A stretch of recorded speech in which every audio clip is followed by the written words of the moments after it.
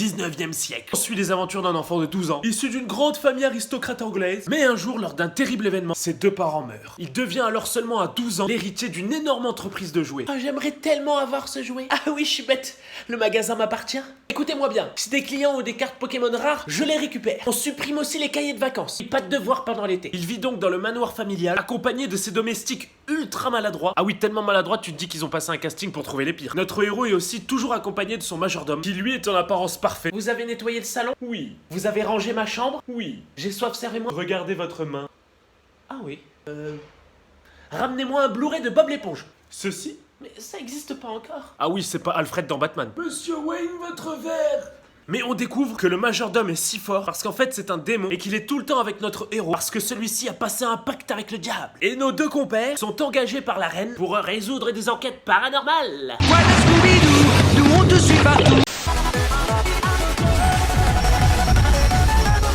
C'est l'histoire d'une jeune étudiante qui débarque dans une prestigieuse école privée, pas comme les autres. Et oui, dans cette école, t'apprends pas des trucs normaux, genre le français, les maths, Thalès, Pythagore, A au carré. Non, dans cette école, tu apprends à être fort aux jeux. Enfin, genre les jeux comme le poker ou les trucs de casino. Quoi? Et dans cette école, y a pas vraiment de prof. Ah, trop cool! Ah oui, calme-toi, non. Car en gros, les plus mauvais élèves deviennent en quelque sorte les esclaves des meilleurs élèves. Et parfois même, ils peuvent s'endetter, car s'ils perdent beaucoup au jeu, perdent beaucoup d'argent et doivent en emprunter aux meilleurs élèves qui, eux, entre guillemets, dirigent l'école. Et on suit donc les aventures d'une nouvelle élève, un peu chelou, mais qui est très forte en manipulation et au jeu de hasard. Bon, des fois c'est cool, mais c'est un peu abusé. Ok, je parie 12 000 milliards de yens. Ça fait un peu beaucoup ça, non? Au pire, papa, il est hyper riche. D'ailleurs, je rajoute encore tout ça sur la table. Ça fait un chiffre trop long que je comprends pas. Je me demande surtout quel type de parents envoient leurs enfants dans cette école. Bonne journée, fiston! Il va apprendre les jeux d'argent, il va devenir accro à ces jeux, il va gagner beaucoup d'argent, puis il va tout perdre, puis il va s'endetter, puis il va finir par nous ruiner. Ah, quelle belle éducation.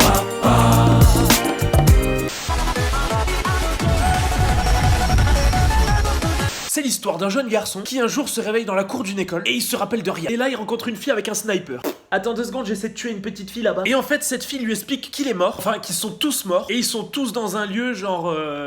comment expliquer ça? Wikipédia. Ils sont tous dans un monde qui est la vie après la mort, un lieu où ils doivent tenter de vivre à nouveau normalement. Oh yes, je suis au paradis, je vais pouvoir faire ce que je veux. Ah non, désolé, tu vas devoir rester H24 à l'école. Tous les gamins qui sont dans ce lieu, c'est des gamins qui ont eu une vie de merde et qui n'ont pas eu le temps d'accomplir leurs rêves ou leurs ambitions. Et ils sont dans un monde artificiel créé par Dieu pour que les jeunes puissent réaliser leurs rêves. Et une fois que c'est fait, ils disparaissent. Et en gros, il y a une petite fille qui est en fait un ange. C'est pas Joséphine Ange Gardien. Elle peut genre transformer son bras en épée. Et en fait, l'ange veille à ce que tous les enfants aillent à l'école et réalisent leurs rêves. Et s'ils se rebellent, elle n'hésite pas à utiliser la force. Si tu meurs, c'est comme dans GTA. Ah, tu te réveilles quelques minutes plus tard. Et la fille, au début, avec le sniper, essayait de tuer l'ange. Et elle est à la tête d'un groupe d'élèves rebelles. Et notre héros va donc rejoindre ce groupe pour découvrir les mystères de ce monde. C'est l'histoire d'un jeune garçon et son père qui tiennent un petit restaurant. Et un jour, le père décide de fermer le restaurant et de partir cuisiner autour du monde. En fait, fiston, je t'ai pas dit, je me casse. Oh bah démerde-toi. Mais avant de partir, le père inscrit son fils dans la plus grande et la plus prestigieuse école de cuisine au monde. Et on suit donc les aventures de notre jeune talent et de ses camarades, parfois un peu chelous. Bonjour, je suis l'un des personnages chelous. On dit comme ça paraît pas fou. Mais en vrai, c'est grave cool. Bien que déjà, les réactions quand un personnage goûte un plat ultra bon, ça a un peu abusé. Des fois, ils ont limite des orgasmes. Goûte-moi ça. Oh, c'est incroyable. Oh, c'est bon. Ah. Oh, faut que je le crie aux voisins. Oh, faut que je le crie.